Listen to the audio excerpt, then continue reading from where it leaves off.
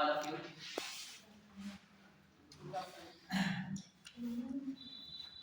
Today our topic teaching and learning style. आज का जैसे हमारा टॉपिक है सीखना और सिखाने की शैली। तो सबसे पहले ये टॉपिक स्टार्ट करने से पहले हम एक कहानी पे चलें, क्योंकि कोई भी टॉपिक स्टार्ट करने से पहले अगर हम उसको कहानियों में समझ ले तो हमें लगता है कि बहुत अच्छे से हम समझ सकते हैं। तो छोटी सी कहानी है और कहानी एक म्यूजिक टीचर की। एक म्यूजिक टीचर एक बच्चे को सिखाने के लिए उसके घर पे जाता है। जब 2-4-10 दिन सिखाने के बाद उन्हें लगता है कि एक टेस्ट ले लिया जाए बच्चों का, तो वो टेस्ट लेने की प्रक्रिया शुरू करते हैं और उस टेस्ट में उसका बच्चा जो है वो फेल हो जाता है। ठीक वहीं खड़ी एक दरवाजे के पीछे एक छोटी बच्ची वो कहती है कि सर मैं ये क्वेश्चन का जवाब दे सकता हूँ, ये सुर लय ताल जो है मैं बता सकती हूँ।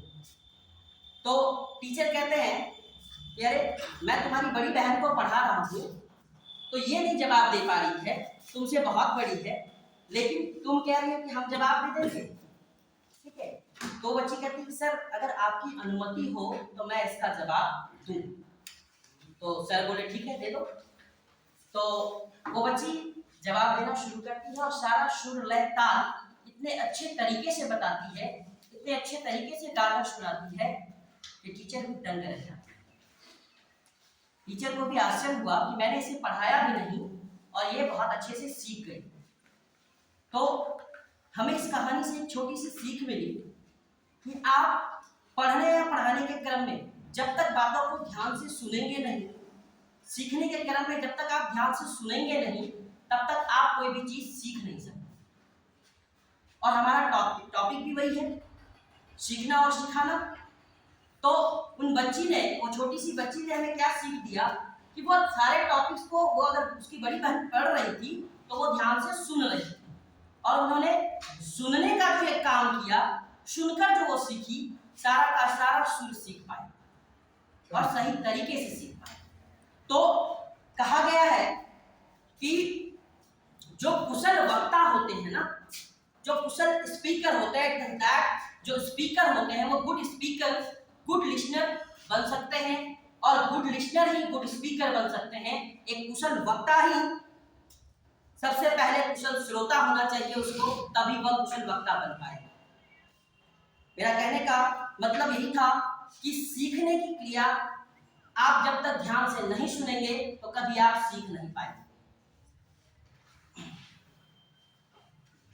उसी प्रकार से अगर हम शिक्षक हैं तो हमें शिक्षा देने से पहले, सिखाने से पहले सीखने की कला आनी चाहिए। और एक गुड लर्नर जो होता है वही एक गुड टीचर होता है। I am right Islam sir? Yes sir. तो गुड लर्नर ही गुड लिसनर होता है और एक टीचर के लिए काफी जरूरी, बहुत इंपॉर्टेंट एक चीजें होती है कि उसे उसका लर्निंग स्टाइल बहुत अच्छा होना चाहिए। जब वो खुद अच्छे से सीख पाएंगे तभी वो अपने बच्चे को क्या करेंगे, अच्छे से सिखा पाएंगे। तो पहला क्वेश्चन मैंने जैसे लिखा है, what is learning style? Learning style क्या है? This term can be defined as the approach how the learn understand or process provide the information. The way a learner grasps the information is known as their learning style.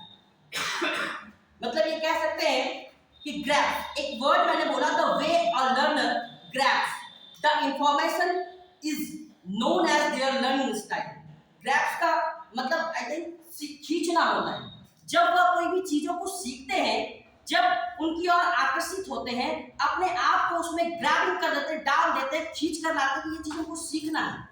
और जब तक आपके अंदर वो भाव नहीं आएगा, जब तक आपके अंदर वो सीखने की प्रक्रिया नहीं जगेगी, तो आप सीख नहीं पाएंगे। अभी सर मैं बस लर्निंग स्टाइल पे बात कर रहा हूँ, बाद में हम लोग टीचिंग स्टाइल पे भी बात करेंगे। तो हमारा टॉपिक थोड़ा सा लंबा लर्निंग स्टाइल पे जाएगा, हो सकता है कि बहुत ज्यादा लंबा चला जाए। ठीक है।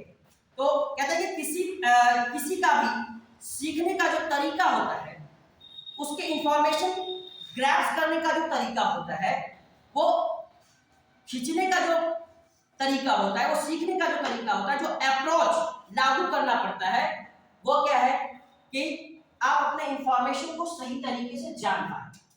और यही तरीका हमको एक अच्छा सीखने में मदद करता है, अच्छे तरीके से हमको बताता है। तो सीखने के तरीके में मैंने एक वर्ड यहाँ पे भी डाला है, सुबोलिक, एक शब्द है।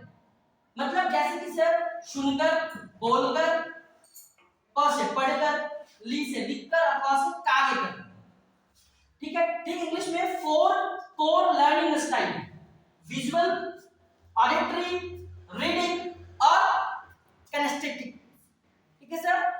तो ये सारी चीजें अब हम लोग देखेंगे।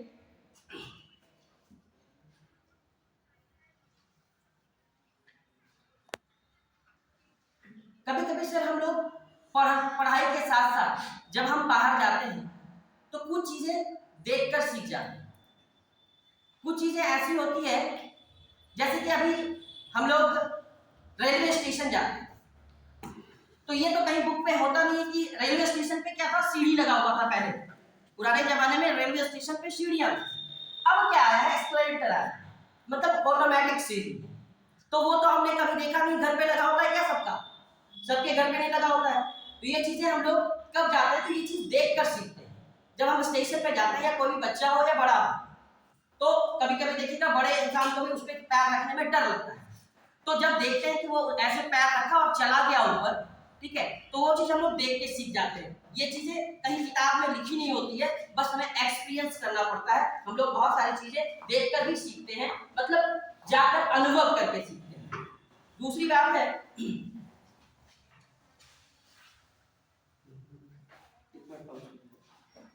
विजुअल की बात कर रहे थे हम लोग। तो बच्चों को जब हम विजुअलिटी या अपने आप को, जब हम कोई भी मूवी देखने जाते हैं, जब हम मूवी देखने जाते हैं तो हमें अच्छे से याद रहता है पूरे पात्र, पूरी घटनाएं, पूरी कहानी जो भी चलता रहता है, मूवी हमको दिमाग में छप जाता है।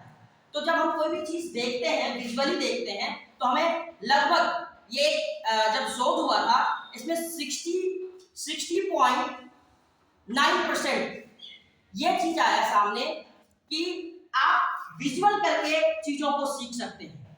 फिर क्या था,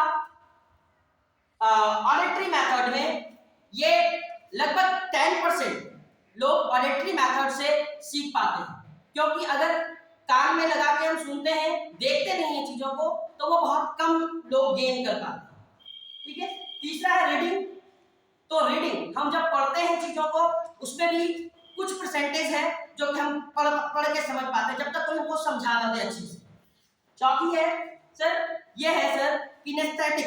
किनेस्थेटिक क्या होता है सर, ये एक नया वर्ड लग रहा है, जैसे कि मूवमेंट। जब हमारा बॉडी मूव करता है, मूवमेंट होता है, तो ये प्रक्रिया से हम सीखते हैं। जैसे इसका हम एक एग्जांपल देंगे, हम अगर हंसते हैं, अब बोल दिए सिर्फ हंसना, हंसना से क्या मेरा एक्सप्रेशन का पता चलेगा, हम वो अनुभूति कर पाएंगे, वो अनुभव होगा ही नहीं हमें कि हम हंसना बोल के और हंसे नहीं, तो वो अनुभव गेन नहीं कर पाएंगे। जब हम खुल के हंसते हैं तो हंसी का जो मजा आता है, वो जो अनुभव होता है, उसे हम गेन कर पाते हैं। तो ये जो होता है सर किनेस्थेटिक्स में, ऐसी चीजें जब हम कोई बच्चों को बोलते हैं कि दौड़ो, तो दौड़ना उसको पता नहीं होता है, लेकिन जब वो दौड़ जाता है तो उसके बॉडी के मूवमेंट से उसे पता चलता है कि इसे दौड़ना कहते हैं, ठीक है। तो ये चीज कहते हैं क्या, जब हम कोई भी चीज करते हैं तो करने के बाद हमारे मन मस्तिष्क पटल पर, हमारे दिमाग पर वो चीजें बिल्कुल छप जाती है, तब हम उसका अनुभव कर पाते हैं। और दूसरी बात, कभी कभी हम बच्चों में को केवल, अब हम बच्चों की बात कर रहे हैं कि कभी कभी जब बच्चों को हम केवल लेक्चर विधि से पढ़ाते हैं, जैसे हम अभी लेक्चर दे, जब हम बच्चों को लेक्चर विधि से पढ़ाते हैं, लेक्चर मेथड से पढ़ाते हैं, तो वहां पे क्या होता है कि बच्चे समझ नहीं पाते हैं, चीजों को प्रैक्टिकली भी कराना बहुत जरूरी होता है। सिर्फ लेक्चर दे देने से बच्चे सीख नहीं पाते हैं। तो क्या होता है, जैसे इसका एक एग्जांपल हम देना चाहेंगे, एक बच्चा है जो इंजीनियरिंग कर लिया या डॉक्टरेट की उपाधि ले लिया, डॉक्टर बन गया, उन्होंने जीवन में सिर्फ सर्टिफिकेट लिया है, सिर्फ सर्टिफिकेट। मतलब ये है कि उन्होंने कभी भी प्रैक्टिकली वो काम को नहीं किया। अब वो डॉक्टर है, उसको हम अगर ऑपरेशन करने के लिए बता दें, उसके पास डिग्री है कि वो सर्जन है, और सर्जरी उसको जब हम ऑपरेशन थिएटर लेके जाएंगे तो वो क्या करेगा? वो गलत काम ही करेगा, क्योंकि उन्होंने प्रैक्टिकली कभी किया ही नहीं, सिर्फ उसके पास सर्टिफिकेट है। तो मेरा कहने का मतलब ये था कि हम जब कोई भी कार्य को करते हैं, कोई भी काम हम जब करते हैं, तो उसका थ्योरी और प्रैक्टिकल दोनों जब कर लेते हैं तो हमारे माइंड में पूरी तरीके से सेट हो जाता है कि ये काम ऐसे होना चाहिए। तो जब हम थ्योरी और प्रैक्टिकल दोनों साथ लेकर चलते हैं तो ये बहुत ही अच्छा इम्पैक्ट हमारे जीवन पे पड़ता है, हम चीजों को अच्छे तरीके से सीख पाते हैं।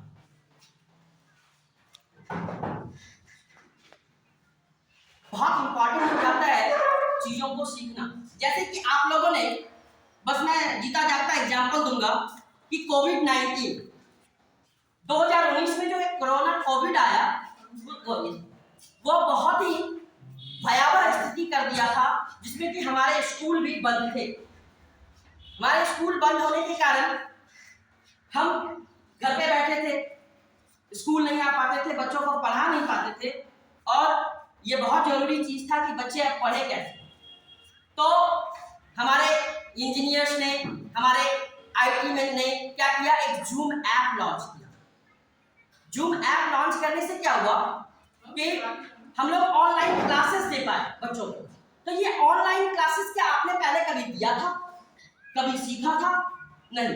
हमारे जीवन में जब नई नई चुनौतियां आएंगी तो हम उसको पार कर सकते हैं, बाधाएं आएंगी तभी तो हम सीख सकेंगे। और ये जूम ऐप जब आया तो बहुत लोगों को नहीं पता था कि how can I operate this app, कैसे हम ऑपरेट करें इस ऐप को, ये पता ही नहीं था। और हमें बताया जब गया तो हमारी परेशानियों को दूर की गई। और ये क्या होता है, जैसे ही जब नया कुछ आता है ना तो दिमाग परेशान होना शुरू हो जाता है। अब हमको देखना होता है, कोई परेशानियां आने के बाद हम लोग विचलित हो जाते हैं। हमें ये देखना पड़ता है, अपने दिमाग को ये कहते हैं कि how can I operate the system, how can I operate me, मैं कैसे अपने आप को ऑपरेट करूं। जैसे कि दिमाग पे प्रेशर पड़ा, कुछ ना कुछ कर लेता है लोग, लेकिन ऐसा कुछ नहीं करना है। जस्ट लाइक हम एक और एग्जांपल देंगे, जैसे कि पैराशूट। पैराशूट को आपने देखा होगा कि जब पैराशूट पे हवा का प्रेशर पड़ता है, पैराशूट पे जब हवा का प्रेशर पड़ता है तो पैराशूट घूमता है, और जितना ज्यादा दबाव, जितना ज्यादा प्रेशर पैराशूट पे पड़ता है वो उतना ही ऊपर उठना शुरू होता है। ठीक इसी प्रकार हमारे माइंड पे जितना प्रेशर आएगा हम उतना ही हिलेंगे, उतना ही संवरेंगे, उतना ही निखरेंगे। तो ठीक एक पैराशूट से भी हमको सीखना चाहिए कि प्रेशर बहुत बड़ी चीज नहीं होती है। प्रेशर पड़ने से जब पैराशूट खुल सकता है तो हमारा दिमाग भी बहुत बड़ा हो सकता है, दिमाग में भी सोचने की क्षमता बढ़ जाती है और हम लोग कुछ अच्छा सीखते हैं, कुछ अच्छा करते हैं। बस प्रेशर को एक नए तरीके से ढाल लेना है। हम लोग कुछ एग्जाम्पल्स में उसको ले लेंगे और खुद को अच्छे मतलब गुड वे में करना है काम। दूसरी बात है कि मैंने कहा कि हमारा माइंड पे जितना प्रेशर पड़ेगा उतना ही माइंड विकसित होगा, ठीक है। और क्या है, लेकिन सीखने का भाव जो होता है, हम कि ये सीख नहीं सकते, ये काम हम कर नहीं सकते, आखिर में ये चीज, ये नेगेटिविटी जब हमारे दिमाग से निकल जाएगी जिस दिन, हम बहुत अच्छा सीख सकते हैं, बहुत अच्छा कर सकते हैं सारे काम। क्योंकि हम इंसान हैं, भगवान ने, ऊपर वाले ने यह दिमाग सिर्फ हमें दिया कि हम कुछ नया इन्वेंट कर पाए, कुछ नया सीख पाए, नहीं तो हमें और जानवर में कोई फर्क होता ही नहीं। हमारे पास दिमाग दिया कि हम इसको अगर सही तरीके से यूज करेंगे, यूटिलाइज करेंगे तो हम कुछ अच्छा कर सकते हैं। बस हमें तरीका बदलना होगा, जीने का तरीका अच्छा करना होगा, सीखने का तरीका अच्छा करना होगा, और हमें यही कहना होगा बस हम इंसान हैं और हम ही सीख सकते हैं, हम ही कर सकते हैं, हमारे सिवा कोई कर ही नहीं सकता। और दूसरी बात है, जिसमें सीखने की ललक होगी वही सीखेगा, वही सीख पाएगा।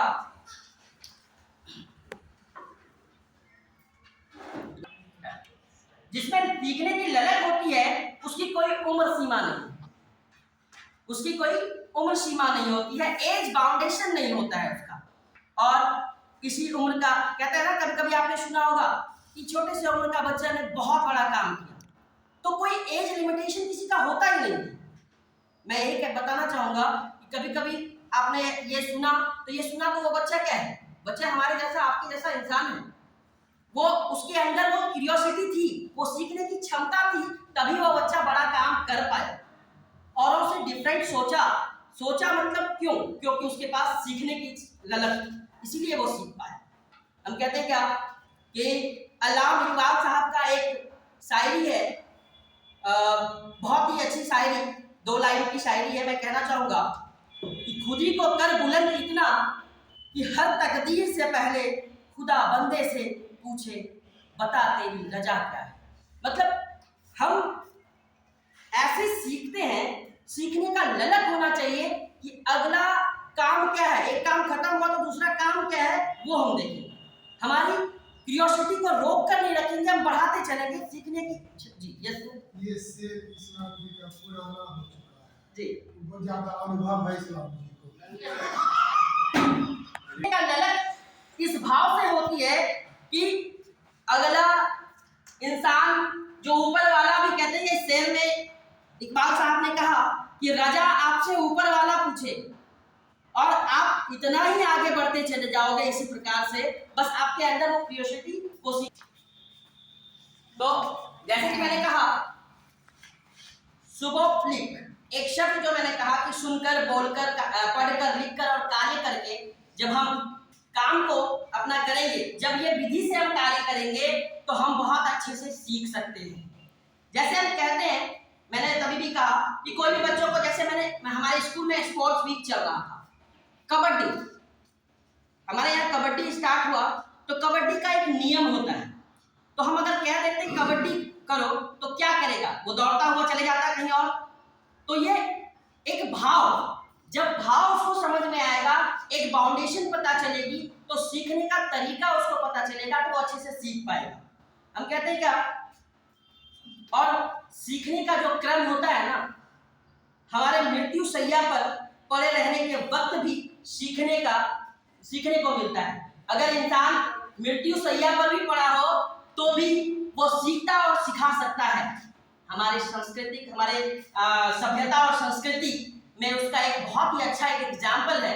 हिंदू मैथोलॉजी के हिसाब से जब हम देखते हैं तो मैंने पढ़ा है, मैंने रामायण भी पढ़ा, महाभारत भी देखा, तो मैंने एक उसी से एक कोटेशन देखा कि हमारे जो सभ्यता और संस्कृति है उसमें भी आपको एक उदाहरण मिलेगा। राम जी लक्ष्मण जी को भेजते हैं कहाँ, रावण के पास। जब वो उसके नाभि में बांध मारकर रावण मृत्यु शैया पर था तो लक्ष्मण जी को राम ने कहा कि भ्राता, वो हमारा दुश्मन था, वो हमारा शत्रु था, लेकिन वो बहुत बड़ा ज्ञानी था और तुम उसके पास जाओ, तुम्हें बहुत सी सारी, मेरे गूज बम्स आ गए, तो बहुत सारी चीजें सीखने को मिलेगा, क्योंकि रावण के जैसा विद्वान राम जी ने कहा था कि आज तक इस धरती पे नहीं। तो राम ने अपने छोटे अनुज लक्ष्मण को भेजा था उसे सीखने के लिए। तो हमने इसमें यहाँ पे क्या देखा कि उस मृत्यु शैया पर पड़ा व्यक्ति भी कुछ सिखा सकता है, और अगर आदमी में सीखने की ललक हो तो मृत्यु शैया पर पड़े व्यक्ति से भी सीख सकता है। रावण और राम और लक्ष्मण की कहानी में हमें ये शिक्षा मिली कि सीखने की जो क्यूरियोसिटी, जो ललक होनी चाहिए, वो हमें हमारे अंदर होनी चाहिए, तभी हम किसी से भी सीख सकते हैं, कभी भी सीख सकते हैं। एक फाउंडेशन का कोई बात नहीं होता, यहाँ तो मृत्यु शैया तक की बात हो गई कि मृत्यु शैया पर पड़े व्यक्ति भी आपको सिखा सकता है। जिसमें सीखने की कला नहीं होती है, अभी हम सोच रहे थे कि कोई अभी तक क्वेश्चन नहीं किया कि कोई सीखना ही ना चाहे तो कैसे सिखाए उसको। ये होना चाहिए कि कैसे सिखाए इसको, तो उसका जवाब मेरे पास है कि जिसमें सीखने की कला नहीं है, मतलब वो सीखना ही नहीं चाहता है, तो कहते हैं क्या कि जिसमें सीखने की कला नहीं हो उसे हर एक चीज उबाऊ लगता है, मजा ही वो इंटरेस्ट ही नहीं लेगा, उसे बिल्कुल बेकार सा लगेगा। हम कहते हैं कभी कभी ये अड़चने आएंगी और आती भी है। ये अड़चने बहुत नीचे टीचिंग में सी देती ये आशी छुट्टी है। Thank you sir.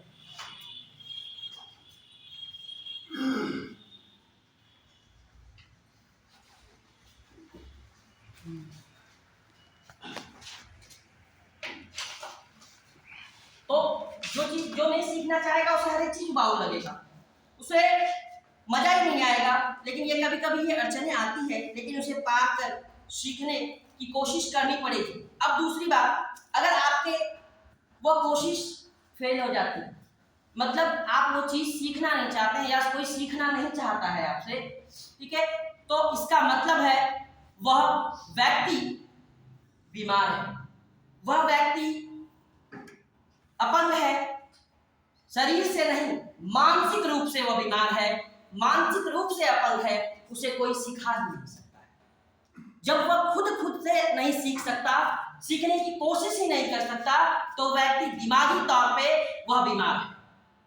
और कहते हैं क्या, एक टीचर को हमेशा सीखते रहना चाहिए, एक टीचर को हमेशा सीखते रहना चाहिए। हम लोग वेल ट्रेन्ड टीचर हैं और बीएड में ऐसे हमारे बीएड में डीएलएड में हमारी पुस्तकों में हमारे बुक्स में एक टॉपिक था कि learning style and teaching style. ये आपका एक टॉपिक था, हमारा भी टॉपिक था, हमने भी पढ़ा था। तो जो कि सीबीएसई कह रही है, आज का डिमांड है नई शिक्षा नीति के तहत सीबीएसई ने सीधा सीधा कह दिया हमें वेल ट्रेन्ड टीचर ही चाहिए। क्यों? बीएड टीचर ही उसको क्यों चाहिए, डीएलएड टीचर ही क्यों चाहिए? क्योंकि वह परिपूर्ण तरीके से पढ़कर आते हैं, वेल ट्रेन्ड होते हैं और उसे पता है कि हाउ कैन आई टीच, मैं कैसे पढ़ा सकता हूं, मैं कैसे सिखा सकता हूं और मैं कैसे कुछ सीख सकता हूं। तो यही चीज, इसीलिए सीबीएसई ने बीएड ट्रेन्ड टीचर को ही रखा, यही कारण था, दूसरा कोई कारण नहीं था। क्योंकि वो उनके सीबीएसई को पता है कि बीएड में ऐसी चीजें आती है, टीचिंग स्टाइल, लर्निंग स्टाइल, ये सारे टॉपिक्स पढ़ के आते हैं टीचर। जैसे कि मैं यहाँ पे एक एग्जांपल फिर दूंगा कि हम सभी शिक्षक हैं, अगर हमारे बीच से हमने जिसको पढ़ाया, कोई स्टूडेंट अगर पढ़कर टीचर बनना चाहता है, वो मान लीजिए कि 12th में पढ़ता है और 10th वालों को क्लास लेना शुरू कर दिया, उसके पढ़ाने के तरीके में और हम वेल ट्रेन्ड टीचर के पढ़ाने के तरीके में जमीन आसमान का अंतर आपको दिख जाएगा। इसीलिए सीबीएसई ने कहा कि वेल ट्रेन्ड टीचर ही चाहिए। अभी आज हम लोग इन हाउस ट्रेनिंग कर रहे हैं, क्योंकि वो भी चाहता है कि आपका शिक्षक सभी शिक्षकों के बीच खड़ा होकर कैसे अपने चीजों को व्यक्त कर पाते हैं, कैसे अपने आप को इम्प्रूव कर पाते हैं। जब वो टीचरों के बीच खड़े होकर अपने आप को इम्प्रूव कर पाएंगे, अपने आप को बता पाएंगे, अपने आप को प्रूव करवा सकेंगे, तो वो समझ जाते हैं कि हमारा ये जो टीचर है वेल ट्रेन्ड है और छोटे बच्चों को भी, बड़े बच्चों को भी यह सिखा सकता है। क्योंकि खुद वो जब सीख रहा है और हमारे टीचर्स के बीच में सिखा रहा है, तो हमारे बच्चों को भी सिखा सकते हैं।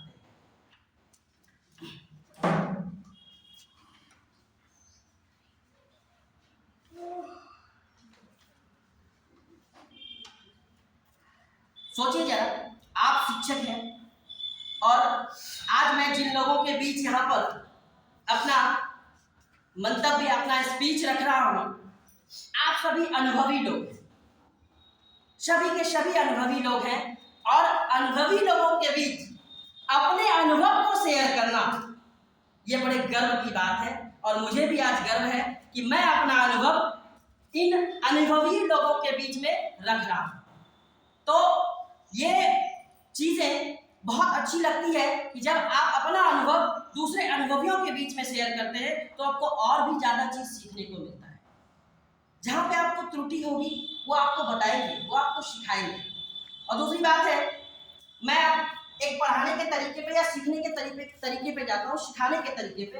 अगर एक नेत्रहीन स्टूडेंट है और आप उसे सिखा रहे हैं, आपने उसको किताब खोलकर, बुक खोलकर चित्र दिखाया, क्या वो सीख पाएगा?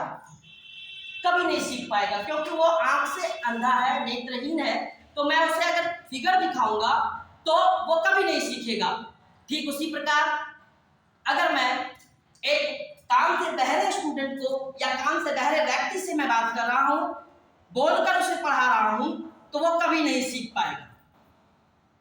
ठीक इसी प्रकार मैं अगर जो बोल नहीं सकता है, जो स्टूडेंट गूंगा है, उसे मैं या कोई भी व्यक्ति गूंगा है, मैं स्टूडेंट की नहीं, हम आत्मजीवन की बात कर रहे हैं, हम अपने आप में बात कर रहे हैं, हम एक टीचर दूसरे टीचर की भी बात कर रहे हैं, हम स्टूडेंट और टीचर की भी बात कर रहे हैं। अगर मान लीजिए सपोज दैट एक स्टूडेंट गूंगा है और उसको हम क्वेश्चन आंसर विधि से हम उसको सिखाने की कोशिश कर रहे हैं, तो वो क्या सीख पाएगा कभी जीवन में? जब वो बोल ही नहीं पाएगा तो वो सीख क्या पाएगा? हाँ, तो हमारा वही मुद्दे पे हम आएंगे मैम कि हमको तरीका बदलना होगा, हमको वे ऑफ टीचिंग बदलनी होगी, सिखाने का तरीका बदलना होगा। जो अंधा है उसे हम सुनाकर सिखा सकते हैं या ब्रेल लिपि से सिखा सकते हैं, जो बहरा है उसे हम दिखाकर सिखा सकते हैं, और जो गूंगा है उसे हम लिखाकर सिखा सकते हैं। तो ये तरीका वे ऑफ टीचिंग होना चाहिए। सिखाने की विधि अच्छी होनी चाहिए, हम तो हम सिखा सकते हैं। कहते हैं क्या, एक गीत है, वो गीत गुनगुनाएंगे, थोड़ा सा कहीं मिस्टेक होगा तो सॉरी, क्योंकि हम कोई गायक नहीं, हम टीचर हैं, बस अपनी बातों को हम रखेंगे।